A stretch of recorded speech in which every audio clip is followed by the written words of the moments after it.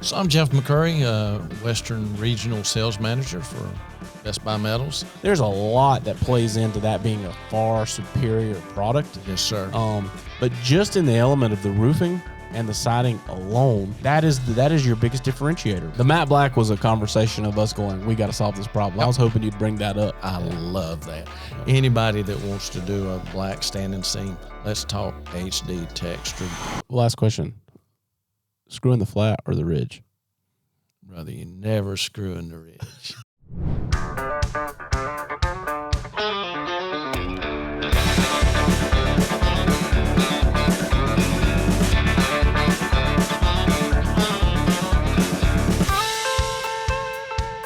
What's up, everybody, and welcome to the Barndo Show. Today, I got my good friend Jeff here with me with Best Buy Metals. Go ahead and introduce yourself, my friend. So I'm Jeff McCurry,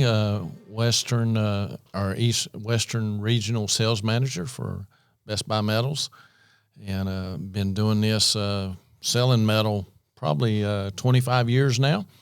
Been together with Best Buy Metals 8 years, and recently promoted into the position that I'm in, and enjoying every second of it. Yeah, man. Yeah, you guys have been great to work with. Tell a little bit about Best Buy. Like, how long y'all been around? Everywhere y'all service? So Isaac started the company a little over 20 years ago in Cleveland, Tennessee. Much like y'all with Barndo, just had a vision, and he started out with that vision with that one location. Then they went and opened up a satellite store in Chattanooga, and then he turned his attention westward, and that's where our paths crossed. And they opened up the store in Asheville, North Carolina. It became a production facility. From there, the company has just really grown over the past 5-6 years. We now have locations here in Greenville, South Carolina.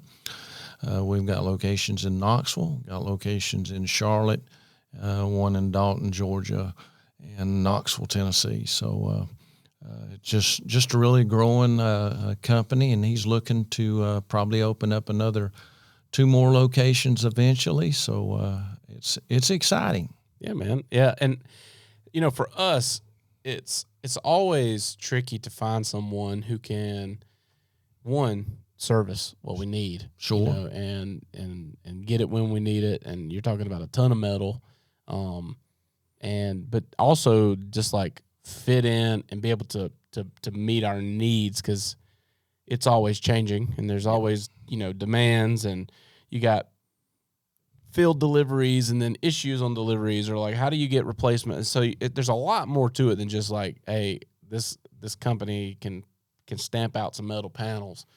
There's a whole service element to it, and you know, we've used different people throughout the from the start of this company to today, and you guys have just always, you know, knocked it out of the park for us and been a great partner for us. So I want to get a moment to get on here and just talk metal and promote the brand a little bit, because you guys have been really good to us, and I know you service a lot of people, and there's people out there that are looking to do it themselves, or you know, what should they be looking for? So that's kind of some of the perspective that I wanted to gather here, and also talk about some, you know, new products or like cool things that y'all do that, you know, aren't necessarily standard to us. But listen, we talk Barndominiums. Metal is the king of the king, right? Because everything's metal. You got metal roofing, metal siding, all the trim, all the different components to that. And so, you know, being able to find somebody who can have that stuff and pretty much stock so many color options and so many different patterns and all these different things, it's tricky because there's no shortage of metal suppliers. No. But there's very few who could do, you know, come to a company like us and say, hey, we can deliver everywhere you service. Right. And that's been a big piece of the success that we've found together. So I just wanted to jump in and kind of talk about that. Like, you know, what are some of the advantages of metal? So I'll let you have the floor for a minute, and you can kind of unpack some of that, you know, like from your perspective as being the guy that sells metal to the world, you know, talk a little bit about some of those things. So number one is creating that good partnership, and that's something that we strive to do with all of our customers. I believe the partnership that we've developed with y'all is quite unique in the fact that y'all have got visions of going other places and things of that nature, and knowing, you know, that we've got the facilities to take care of that. But there is a lot involved It's just not, picking up the phone. Because like you said, there's a lot of companies, they can punch out tough rib all day long. They can even do some standing seam all day long. But we've got the facilities, we've got the equipment to not only do tough rib, not only do a 1-inch standing seam, but we've got 3 different types of standing seam that we can punch out. Got machines that we roll out on the job. We can punch them out. We've got our panel for any commercial needs that you might need. We've got board and batten siding now. We've got 2 different types of that. We've got a 26 gauge that we break on the break, which is actually a beautiful panel that takes clips. We've also got one that runs through a machine, just like our standing seam. It's 29 gauge. We've got some cool new colors with that I believe that's going to be unique to the industry. We've also got a style machine that does the old terracotta style look in metal. So we do that, and then we can also 2-step some other things in, whether it be say a Decra or an Aeroline, any of the metal shingles, the slate shingles, things of that nature. We've also got a brand new machine now, the only one on the East Coast at this time. I'm going to be bringing y'all some samples of it. The Apex. It's a 3-foot wide exposed fastening system. The cool thing is it looks like standing seam because it's got that same 1-inch rib just like our T100, but it's an exposed fastening system, so it gives the customer the look, the appeal of a standing seam without the cost involved in it. So right. that is real cool. So I mean, and you might be listening to this going, I have no idea what they're talking about. But here's the thing: if you're building a barndominium, chances are the entire exterior of your home is going to be covered in metal. Not always. We even do some different things with hardy sidings and stuff like that. We even put shingles on one the other day, and but the majority of it is the metal, and so Best Buy has the unique ability to not have to outsource all those little things. You've got the go-to, which is that tough rib ag panel, that you see everywhere. But then all the specialty things and all the other sides of that, and having a vendor partner like you guys in our back pocket to be able to go, hey, we got this caveat, or this client is looking for this, because we have a variety of people, right? We have a variety of people that are looking for different things. Some people are cost driven, some people are feature and functionality driven. So being able to service them and meet people where they are with all these different products under one roof with one supplier, that's kind of turnkeys from coil to finished product. And then in addition to that, the ability to deliver all that and get it out to the sites and make sure that we got it when we need it. There's a lot that goes into that. And so we're again, super thankful for you guys. Talk a little bit about that the differences, I guess, in the tough rib, right? So what we say the word tough rib because we talk about it every single day, but to someone listening, describe tough rib. So tough rib is the 3-foot wide panel. That's that panel that you're going to see mostly on all your homes or your barns that everybody's doing. It's a very cost-effective panel. Got 5 ribs going across it. You're going to try to get your screws on 2-foot centers.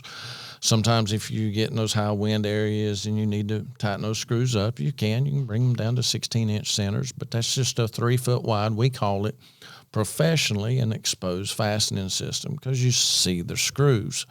It comes in 29 gauge, 26 gauge. Like I said, we roll that off most time for customers to pick up, and they can pick it up within 24 hours. We're delivering that panel most of the time within 3 days to your job site.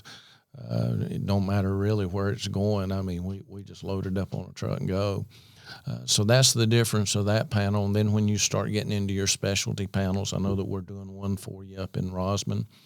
We're doing the board and batten panel. That customer just went after that panel just because of the look of and appeal of it. And that is a beautiful siding panel. So that's something that just looks like. Now, that's a hidden fastener one? That's the hidden fastener system on the wall. Yep. Looks just like the LP Smart Siding Board and Batten. We break it on the break to where it looks like it's got that 1.5-inch batten strip. So that's unique. I know that we've done some T100 for you. That's our standing seam, which is a sealed fastening system. And I try to tell everybody all the time, metal itself, when we start talking about in these days and hours, everybody's talking about energy efficiency. They're talking about, protecting the environment. They're looking at longevity. Metal meets every one of those needs for you. I mean, when you start talking about metal, that's a lifetime product. The screws on an exposed fastening system, you're going to look at, on the roof. You're going to have to do a tune-up on that, make sure those screws are not backing out. The old saying that the washers are no good, that's an EPDM washer.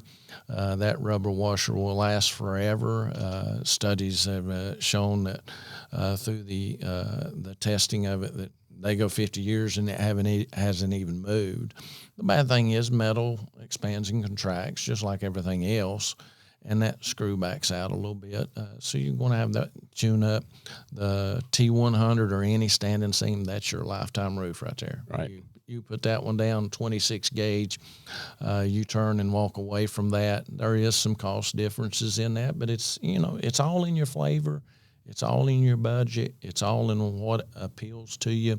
When you start looking at energy efficiency, they'll tell you study shows that a metal roof, metal siding is going to add about 30% energy savings to your home. And, I've been in a lot of y'all's homes, and the way that they're built, the way that the foam is done, the doors and the windows. I mean, your customers are getting top-notch energy savings, a top-notch product on the outside. And I know I don't sell anything for the inside, but they're getting top-notch right. stuff on the inside. Well, you hit on a good point there. And it's consumer education, right? And a lot of times people hear the term barndominium and they immediately think it's savings, right? Because it's got to be cheaper to build a barn than build a home. And that would be correct if we were building a barn. Right. But we're not. We're building a barn and turning it into a home. So we're doing both steps at once. And, when you look down and you start comparing, I've told people all the time, like, well, I always heard they were more affordable. Well, they are, apples to apples. But if you were to compare apples to oranges, you might have different results. So if you look at some of the things that are out there, like, we have a line of product called SFH, which is a lower economic build that still has a lot of nice features and benefits, but is not as good as Barndo, right? In terms of that durability and the energy efficiency and all the things that are there. But if you look at it and say, hey, I can go down the street and buy a house and they're, 20% cheaper per square foot than you are. Okay, well, let's fix that 20% right now. Ask them what it would cost if they upgraded you to a metal roof. Right. Then ask them what it would cost if they upgraded your siding to be metal as well. Right. You're going to more than compensate for the 20%. And that's just one of the key differences when I'm talking apples to oranges. You alluded to a little bit of that, like with the spray foam and the fact that we've got these 6-inch exterior walls. Like, there's a lot that plays into that being a far superior product. Yes, sir. But just in the element of the roofing and the siding alone, that is your biggest differentiator, because once you get inside that home, if you're in one of my homes or if you're in someone else's now, you might look up and see steel trusses and some high ceilings and some unique things, exposed ductwork occasionally, or like, the ever popular garage door that opens out of your living room onto your porch or something. Right. That might not be so common in a more conventional style home, but inside, pretty much, it's going to look very comparable to what another home looks like. But when you walk out of it, you're going to notice a world of difference. And a big majority of that is the metal itself. So, in terms of a cost perspective, yes, you're right. It is far superior in all these different ways, and it does provide additional energy efficiency and things of the home. That is why, apples to apples, Barndo is more affordable. Apples to oranges, maybe not the cheapest thing on the market. Right. But you also you used a term that we use all the time, and it's kind of a self-evident term, but also I like to let people understand, because I think people sometimes will see something and they just repeat it, but they don't really know what it stands for. So you talked about, like, hey, this ag panel or this tough rib panel comes in 29 and 26 gauge metal. What is the difference between 29 gauge and 26 gauge? Just basically the thickness of it. Yep. 29 gauge is a thinner gauge. 26 gauge, of course, is a thicker gauge. So you're going to get a more, I guess you'd call durable panel. I mean, definitely more rigid. Yeah, it's definitely more rigid. I mean, a lot of your installers, especially going around doors and windows, they don't like 26 gauge because it takes them a little bit more to cut. Right. I mean, by the time they get through at the end of the day, they feel like they got carpal tunnel syndrome. Yep. Well, and here's the thing is, there's a lot of debate out there about should I be getting 26 gauge or 29 gauge. And I would say it depends on the system of the build. Mm-hmm. A reason that you see a lot of 26 gauge applications is because it's not uncommon to see people do purlins or girts. Mm-hmm. And so if you're attaching directly to purlins and girts, 26 gauge. You want a 26. You don't want to be the guy trying to walk on 29 gauge metal that's spanning 2 feet with nothing behind it. In our application, we go in and sheathe that entire home. And so you got a continuous surface back there with the exterior sheathing on the home before that metal goes down. So we can go to a 29 gauge and have same performance. It's going to look the same. It's not like if we put 26 gauge on there, it's going to be so much better. Is it thicker? Yes. Is it more rigid? Yes. Is it necessary? Probably not. But that there's a misconception there about like the difference in 29 gauge and 26 gauge.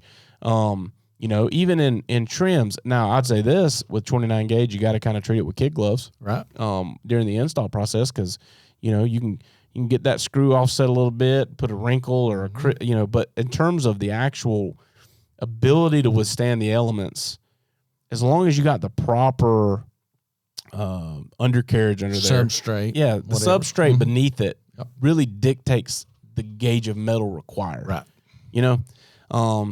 We're always trying to like explain that. Like, you're not getting an inferior product with a 29. No. It's just, hey, what is the conditions in which they're installing it? Right. Right. And then, so that's good. That's like gold for a lot of people to really understand like what it is and the gauges, and maybe you're not familiar with it, but you see people talking about it. I mean, it's every day. There's somebody talking about it.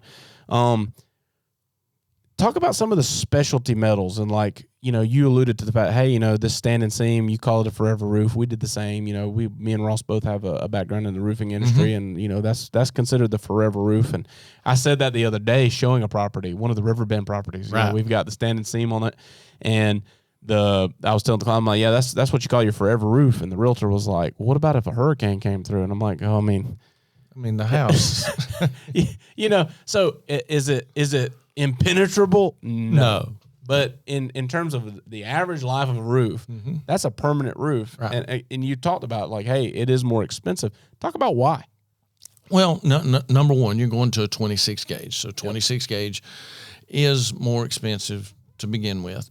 Then you got the installation of it, because you're dealing with a 16-inch wide panel instead of a 36-inch wide panel. So you got a little bit more labor cost in that as well.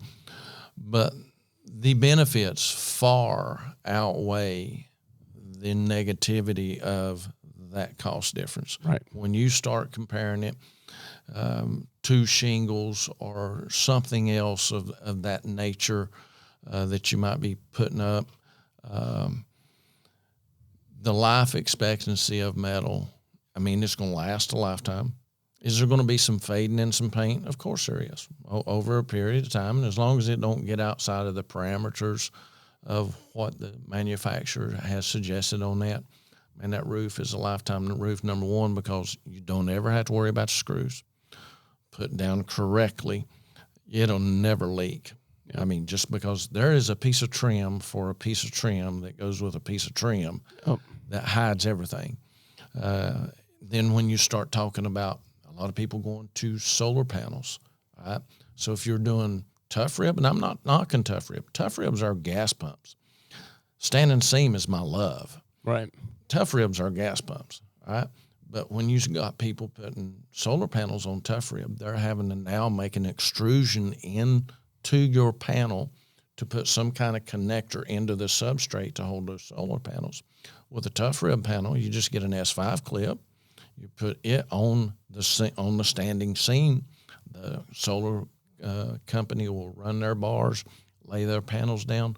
There's no protrusions that goes through that roof, Right. which is a great big sale, especially nowadays when everybody is looking at alternative energy. They're looking for those savings that's unique to them, that help them out. So when you start balancing all those costs in the lifetime, I mean, shingles, I mean, we both know, properly ventilated 20 years with a real good shingle. I mean, you've talked about what the best shingle is. We won't talk about that. But, 20, 25 years for a real good shingle with great ventilation into your roof. And no weather. And no weather, correct. Okay.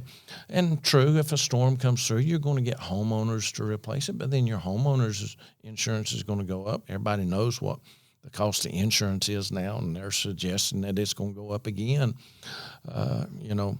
The good thing about metal, when you start talking to your insurance company, if you'll talk to your underwriter, a lot of times they're going to give you a discount on your insurance because the impact rating, the fire rating, and the longevity of that. Don't matter if it's tough rib or standing seam.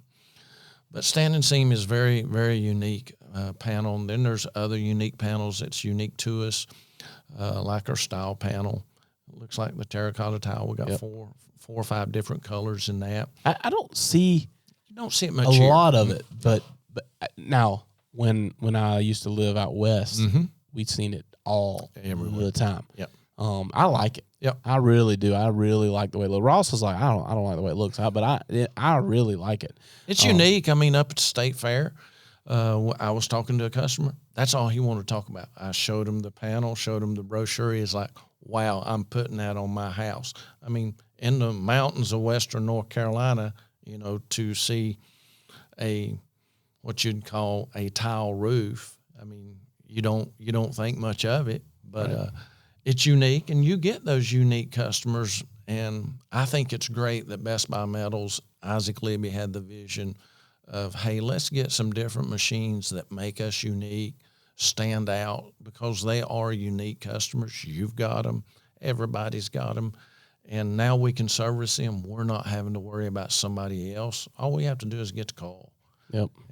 And that's a great aspect. When we start getting into siding, like I said, we've got our board and batten, we've got our flush lock panel, a lot of different avenues there. We've got lap siding now that the wood grain, yeah. the wood grain lap siding. I've seen those samples, and I asked. I think Jacob in our office had them in his office, and he was like, he's hiding them from you. Yeah, he was like, I was showing these to a client. I was like, where are they coming from? And he was like, Jeff. And I'm like, man, these guys do everything. Like, if it's metal, you guys got it. Yep. And so that's cool. And to circle back to standing seam, I can tell you that, like I said, me and Ross both have history in roofing. Mm-hmm. Being in this, like, I have standing seam on my own home. Right. And there's value in that. Right. And, again, it's having a tough rib roof, you're already light years ahead of a shingle roof. But a standing seam roof, one, it just looks better. In my opinion. Mm-hmm. It's like, and I'm one of those people, right? Like I'm that 10% to where, like, if I came as a customer of my own company, they would hate me because the way my brain works and thinks, and I'm asked a lot of questions, and but in my opinion, it's just a really crisp, clean look. And I tell you something else that I had a client ask, and I used to talk about this all the time back in, like, slinging roofs, like talking to people. But talk about in a standing seam panel, like the T100, right? Mm-hmm. The striated panels, and explain what that means and why it's done. So when you talk about standing seam, you're going to find three different profiles out there: a flat pan. Then you got a minor rib, which is two pencil ribs that run up it. And then you got striations. So what a lot of people don't understand, and they'll tell you they understand oil canning, but most people don't understand oil canning until they experience. Listen up right now about oil canning. Everybody says they understand oil canning. You never understand oil canning until you experience it. I don't know how many jobs I've went out on, and the missus is very unhappy that her roof looks like bacon now at 12 o'clock. Now, it's not doing anything and hurting the panel or anything. It's just the natural process of metal. But the striations, the striated panel, the way that those waves are, it doesn't do away with the oil canning to say it visually tricks your eye. You can't pick it up. Right. It stiffens that panel to where it's not doing it near as much as a flat pan or a minor rib or a pencil rib. So I always tell everybody, if you're going to do a standing seam, do it in a 26 gauge striated. If you really enjoy the flat pan, I'm old school. I love the flat pan. Yep. Oil canning doesn't bother me. Yep. It doesn't. And where my roof is, the only people that's going to see it is NASA and anybody that flies over. So oil canning don't bother me. Right. But if I was going to do a flat pan, I would do it in a 24 gauge, and I'd do it in a movable clip system. Yep. Movable clip system, which that adds cost to it. Yeah. You're talking about like Z-clips. Yep. Well, it's a clip. It fastens to the substrate, and it allows that clip moves with that panel about 3/4 of an inch as that panel expands and contracts. But if you can find a picture and put up in this, Jenna, of like an example of oil canning, because that word doesn't always resonate, but when you see it, you'll be like, oh, that bank downtown, that we drive by every day. That I'm like, the church that we pass, it's got it. Yeah. I mean, and the fact of it is, like you said, it doesn't affect the performance, but it is visually unappealing. Right. I'm a flat panel guy. Ross hates it. But again, Ross ran a roofing company most of his life, and he knows the calls that come from it. So if he's putting on, he's like, it's striated panels like all day long. My back porch, it's all flat pan. Well, the reason, like, even if it oil cans, no one could see it because of the pitch of it. But like, it doesn't bother me. But if it was on the front of my home where facing the street and I've got this really crazy like 13, 12 pitch, I ain't putting flat pan there because it would be weird. There's a part of the corner of my house, that southern exposed side, where it would look like that all the time. Right. And it would just look weird. So, it's understanding that. And then the fact that if you mention that in a meeting, everyone in our office knows what they're talking about there. Right. And then you got guys like Jeff on the backside of this to where they're metal experts. It's all they do all day is metal. There's ways to work around that. So, I've heard people come in and say, yeah, we were going to go with that standing seam stuff, but man, it just looks like crap. And we're like, yeah, but we could fix that, There's a lot of ways around it. And I know the first time as we started our partnership and I started talking about standing seam to your sales team, I mean, the first thing that I told him, whatever you do not sell a flat pan, because I'm like Ross selling it to the public, because you can make them sign a waiver. They can read about it. They can even see pictures of it. Yep. But until it gets on their house and they've paid that kind of money for that standing seam, man. Especially when they go with the beautiful black. Right.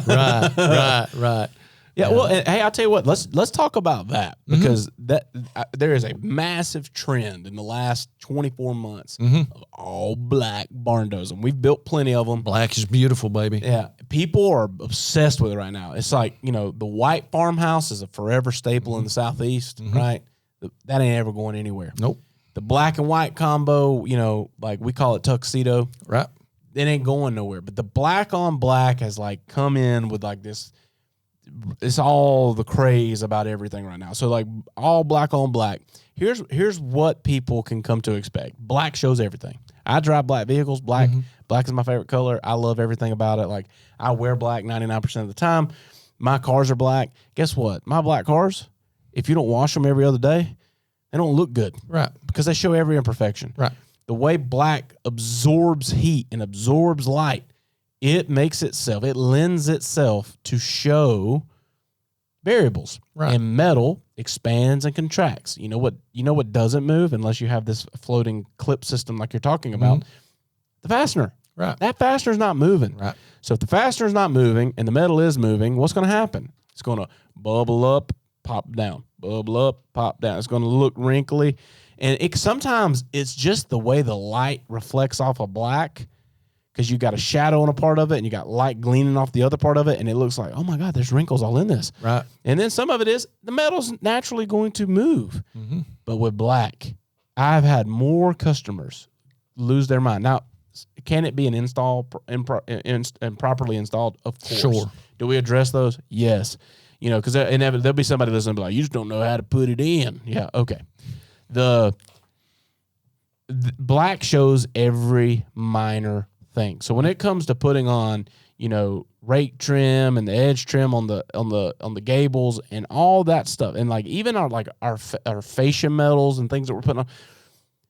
Talk about some of that, like from your perspective. If somebody walks in and says, "Hey, I want to do black everything," like explain some of that. What, and then the antithesis to that, like what colors don't show that as much? I mean, you know, when people start talking, well, white don't show, white ain't move as much. You know, you can look at the SR values, and white definitely is going to have a lower solar reflective index. But the bad thing about white, I mean, everybody when they're working, their hands are getting dirty, so you're seeing all those prints. The good thing about y'all, because of what y'all do, we've now got 3 different colors of black. 2 of them are because of you. Hey, they are. I mean, everybody says, I don't like that gloss black. Well, guess what? Because of Barndo, we've got low gloss now, and we've got matte black just for you and your customers. Yep. And anybody else that's listening out there, you need that. They've got it here in Greenville, waiting for you to buy it. Yeah, the matte black was a conversation of us going, we got to solve this problem. I was hoping you'd bring that up because that matte black panel. Because a lot of people, the gloss really, it's to me, it's not appealing. We have also got HD, which is a textured black. I love that. Yep. Anybody that wants to do a black standing seam, let's talk HD textured, or we're going to do matte black. Yep, that's just it. But getting back to your question about getting away from some of those imperfections, a lot of it is just installers taking their time. You know, can they overdo on screws and stuff like that? They can. I mean, the material that they're putting down with it. I mean, me and you are a little bit of older generation. We didn't have the impact tools. Yeah. I mean, it was just a drill. Yeah. And you hope that the pine was soft enough that the drill would be able to get it through. Now you got impacts, and if you don't set them right, it'll start taking the paint off of it. Yep. We've got touch-up paint for that, but you don't want to get to that point, so you're hoping that your installer, got those settings right, And sometimes wood's tricky because you hit them hard spots in wood and you hit them soft spots in wood. But on your trim, you want to put just enough, where wind don't take it off, and not too much to where it looks like, you've shot it with a 12 gauge. Hot riveted down in there. A lot of it is installation. It is. And I see people posting all the time, like horror story stuff, and I'm looking at it going, they're like, hey, is this normal? And in the background, I'm going, oh my gosh, do you not see this other detail? But that reflective issue with black in and of itself. We built one of the first homes we built down in Charleston. Mm-hmm. It was a tuxedo, black and white, black roof, white siding, all black trim.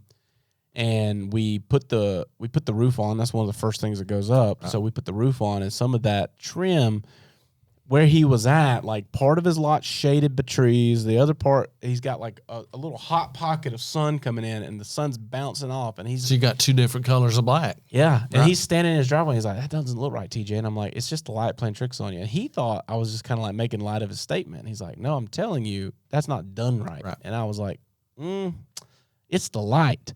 And I said, here's what you do.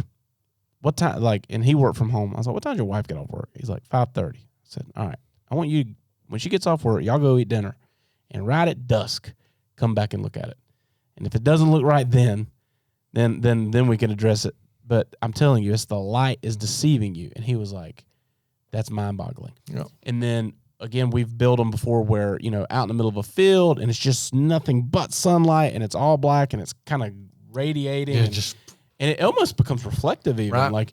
That matte black is the answer and the solution to what people like. If you want it to look like just black darkness, that is your solution, the matte, because it cuts down on that reflectivity, and that's just fielding from the field, like calls, people were like, what is going on with this? You know, and hey, look, there's been times where they call and in my mind, I'm like, it's just a light. And then we get out there and I'm like, oh my God, what the hell is the installer doing when he put that piece on? So we replace it. But, you know, the majority of it is an illusion. And people aren't accustomed to a fully metal exterior. And so it's new. It's training myself to that, which leads me to another thing. You mentioned this earlier about fading. One of the biggest questions, you know, when sales agents are sitting down, like, well, I heard metal fades, and you know, you actually came and did a training at our office, and you talked about a couple colors that are more prone to it than others. Talk about that a little bit. So when you start looking, and the paint technology on metal roofing has really improved over the past 10 years. I mean, there was a time, you know, you could put a green roof on, and in 2 years, I mean, you were looking at a lima bean green. Same thing. Yeah. You could go from red to pink in 5 years. 100%. But Sherwin-Williams, and there's other coaters out there. We use U.S. steel. You know, nothing but United States steel. Sherwin-Williams does the coating. It is a baked-on coating. However, because we're not up there waxing a roof like we were wax our cars, there is two pigments that are still two of the hardest pigments to protect from UV breaking down over a period of time. One of them's not surprising. One of them was surprising to me. The red pigment is one of the hardest pigments to keep from breaking down over a period of time. Now, like I said, that technology has really changed. If you've got a red roof in the past 3 to 4 years, it's not going to turn pink on you in the next 2 years like it used to. Right. Okay. That color system that they've got now, most of the paint manufacturers now are giving you a 50-year paint warranty. That includes fading, chipping, things of that nature. They're very confident in their colors. But the red pigment, everybody will tell you without getting up there and waxing, keeping that clear coat, like you wax your car. I mean, if you got a red car and you don't wax it, what's going to happen? Yep. It's going to fade. 100%. But red and green are the two hardest pigments to protect. And over a period of time, you are going to get some fading. But for everybody listening, please don't run from red and green. Yeah. I mean, our company colors are red. My company truck is red. It's not going to do what it did 10 or 15 years ago. Yeah, well, I can speak from. I remember my parents purchased a beach house out in Topsail Island, North Carolina, when I was young. And my dad went down there and redid that entire home. And when he finished the outside, he went with a metal roof, and he did red. So we had this little white beach house with a big red roof on it, and it was like the red roof inn, right? Like it was the only red roof on the beach. And I remember him being so excited about it. Even the at that time, Topsail was not like the metropolis that it's become. It was a little quiet. Nobody hardly went there. You would never just even families. see other people on the beach. But even the little town newspaper was like, this house, the remodeling of this house, the red roof house, and all this kind of stuff, and like it was so fun. And almost the next summer, my dad's like, it's freaking pink, and it was oxidation from like the salt and the sun, and he did that. He went up there and literally waxed that roof and turned it back red. And he cared enough that he did that. And then one of the hurricanes came through. There's been so many, but I don't remember when it was. It was my early 20s, and he redid that roof, and that roof stayed red for 15 years. And it was part of that. Like, hey, it's gotten better the way they coat them now and the way they do things now. And Sherwin-Williams is a preferred method for us as well, because when we go try to paint match that, when we're doing different trims and different things like that, you know, it's not uncommon for us to be putting mirror tech up in lieu of this, or you know, some kind of wild upgraded thing that people are doing. It's easier to do because the color code is there, and so we can paint this piece of wood to be same color as your metal. You know, we can spray that J block to match that metal so it doesn't stick out. There's different things that we can do, you know, to make that look more seamless on the outside. I guess another big thing when it comes to metal that I see all the time online, window trim. You either get it right or you butcher it. That's an installation. Yep. It is. Yep. It is. So from your perspective as a metal install or a metal supplier, what I guess, what are the options when you're doing that? Because the things that I see, a lot of times, it's not even necessarily that they did a bad job installing it. It's just the way they put it together is strange. Mm-hmm. I think a lot of people try to make the windows with a built-in J channel. Mm-hmm. Ain't gonna work. Nope. And so I see a lot of that where it's they're trying to make that work around the window, and that's a battle you're never gonna win. Right. But from like y'all's perspective, and I know like installation, you got a recommended way of doing it. Like what's your thoughts on that? Like when people are going in and they're trying to do that, is there one style of the siding metal that seems to lend itself to be better for siding versus like a tough rib, or is there a preferred method? I know at one point in time, like we've even done some houses with it with the oversized J. Oversized J. Yep. But yeah, just what's your angle on that? Because I'm telling you that if you went in and said, what's the most posted controversial thing online amongst consumers about their builder, it's look at these windows. These windows look right to you, and what's y'all's perspective on that?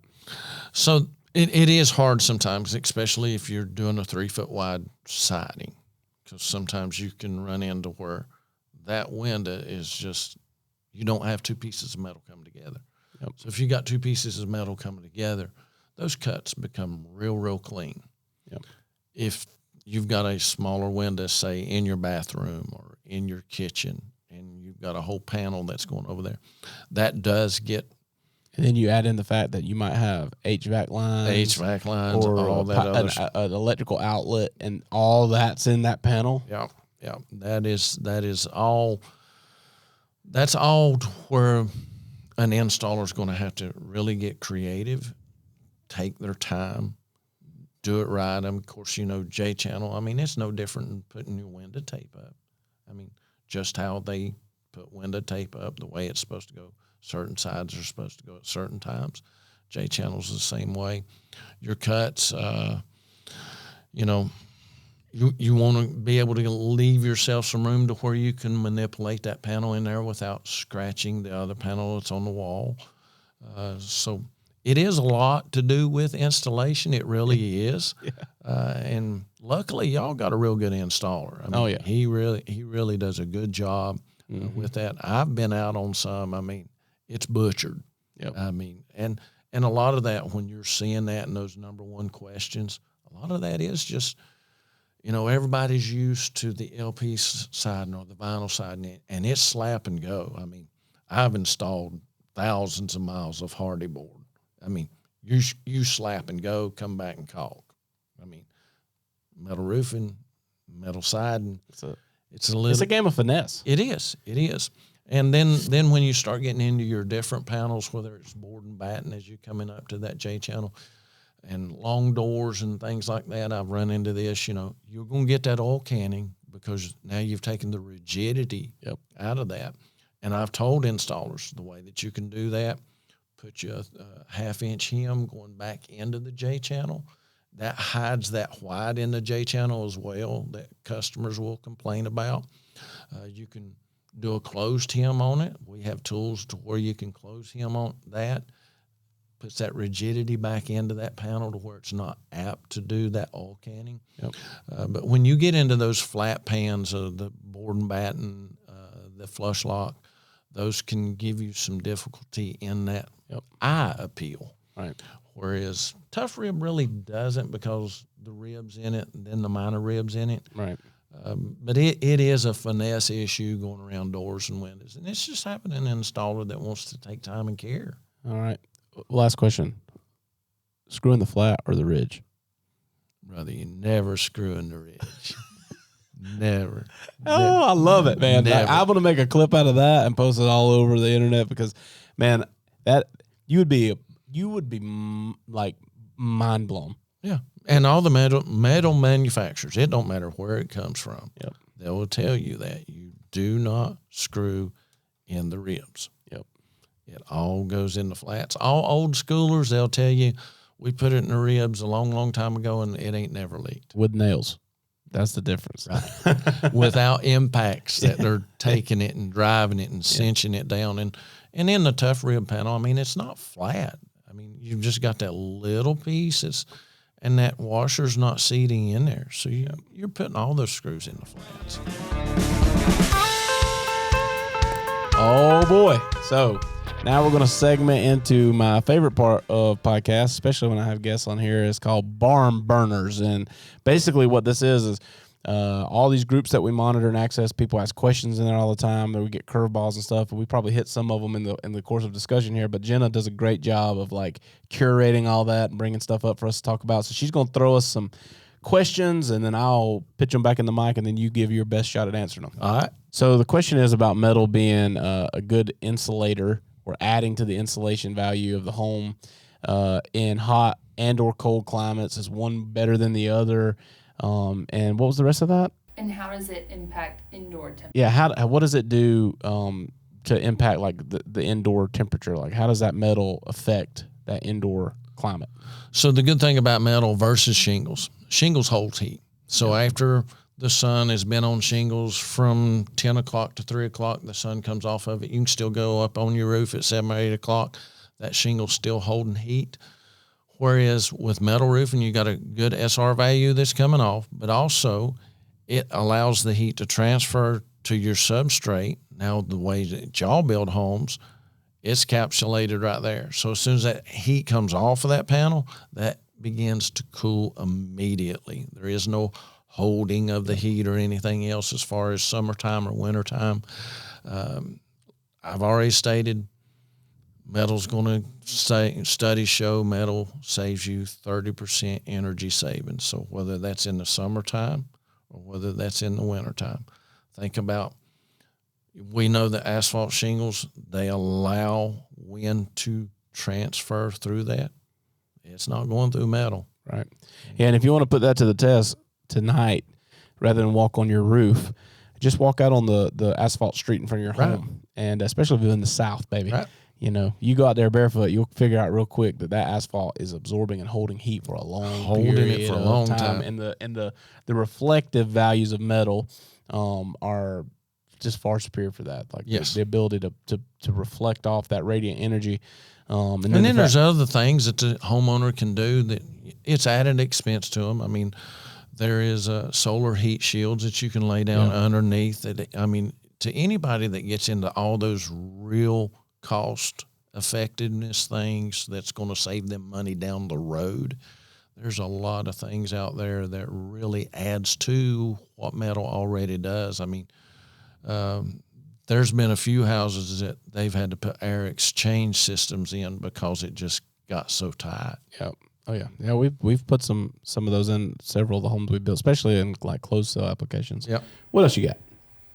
All right, how long can I expect metal siding and roofing to last on my Barndo, and what maintenance is required? Not really considered. So cool. So the question is, and we've kind of hit on it, but like just a direct question of how long can I expect the roof and the siding to last on my Barndominium? And then what would the maintenance look like? And we'll do it from the perspective of that they have tough rib, roof, and wall. Okay. Tough rib, roof, and wall. Okay. Metal's going to last you your lifetime, your kids' lifetime, your grandchildren's lifetime, unless God decides to send a tornado, a hurricane, or a hailstorm that's going to throw softballs down. So it's going to last those lifetimes. I mean, are you going to get fading issues over those lifetimes? You are, but it's going to last you that amount of time. You're never going to have to paint. It's low maintenance. I mean, the only maintenance that you're going to get into, and there's a lot of people that they don't understand about the cleaning of metal, and they think they need to use all these harsh chemicals. Please listen, do not use harsh chemicals, okay? You shouldn't use it on your vinyl. You're not going to use it on your LP Smart Side, and you're not going to use it on your Hardy. Don't use it on metal. I don't think anybody goes, do you wash your Tahoe in Purple Power? Mm-mm. No, sir. The best thing to clean metal with, really, just nice, warm water. If you want to add something, maybe you've got a little bit you're on a north side, you haven't got a lot of sun, you've got some of that black algae that's built up, white vinegar. Leave it simple, a little bit of Dawn dish detergent. Don't be throwing bleach or Mr. Clean or anything else like that. People ask me, do I need to take a pressure washer to it? Just don't get it on that etching part. I mean, make sure you got that nozzle. It's going to spread it out. But a nice, just like you'd wash your car. I mean, nice soft brush, warm water, wash it off. And taking care of metal is no different than taking care of your vinyl side and your LP Smart side. And everybody wants to wash their house once every 1 to 2 years. Yep. And don't go crazy with it. And then I would say lean into a little bit of, you were talking about earlier, like doing a tune-up on the roof with the screws. Mm-hmm. Like, how often are they thinking about that? So with especially the substrate that y'all are putting down, great substrate, does a whole lot better than what you'd call regular plywood. I would be looking at a roof tune-up of having somebody checking, making sure my screws are not backing out, probably around the 10-year mark. If you find that they are backing out, 3 or 4 of them, tighten them down until you start getting, a good bit that's starting to back out. Throw you in an oversized screw. Yep. And there's a lot of roofing crews that do that. I've even had people tell me that they haven't touched theirs for 15 years. Yep. I've got tough rib, and I got up just the other day because it's getting ready to get wintertime. Cleaned out my stovepipe, getting ready for that. Took my drill up there just to check on my screws. Mine's been up there 22 years and has not backed out yet. Yep. So, I mean, it's there's a lot of variables in that. But, well, man, I appreciate you coming out here, spend some time with us and talking all things metal. And, I feel like you did a fantastic job to land that. You guys do a fantastic job. So if anybody's listening and you're in an area where Best Buy is an option to buy metal, I would highly recommend you go and talk to them. As always, man, I appreciate you. TJ, I appreciate you. Appreciate the Barndo Company. Anybody wanting a Barndo, you have nowhere else to go but to the Barndo Company. They will make you happy. Appreciate it, my brother. Thanks, guys, for tuning in to the Barndo Show podcast. If you're watching on YouTube or wherever you're listening to this content, hit subscribe so you don't miss an episode. And then be sure to check us out on all of our social media platforms at the Barndo Co. Super simple to find us. And then when you're ready to dive in a little more, maybe look around some of our available floor plan options or take a look at the gallery of our work, or maybe you're ready to connect with our team and explore what it looks like to build your dream barndominium, you can visit us online at thebarndoco.com.